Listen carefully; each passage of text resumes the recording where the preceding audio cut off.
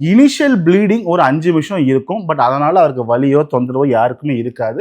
ஒரு சில ரெஸ்ட்ரிக்ஷன்ஸ் இருக்கு.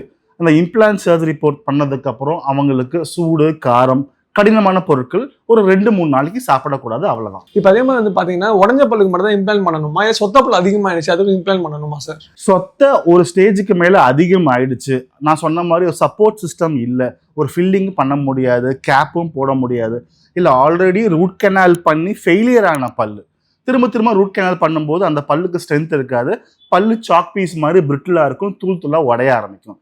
ஸோ அந்த மாதிரி பட்சத்தில் தான் நம்ம வந்து அந்த பல்லை எடுக்க வேண்டியது இருக்கும். ஸோ அப்போ நம்ம இம்ப்ளான்ட் பொறுத்தலாம். Okay sir. இப்போ இம்ப்ளான்ட் பொறுத்த வரைக்கும் டயபெட்டிஸ் பிபிலாம் இருந்தால் அவங்க பண்ண முடியாது அப்படின்னு சொல்றாங்க, உண்மையா சார்?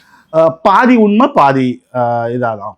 ஏன்னா டயபெட்டிக் கண்ட்ரோல்டாக இருந்தால் தாராளமாக இம்ப்ளான்ட் பொறுத்தலாம்.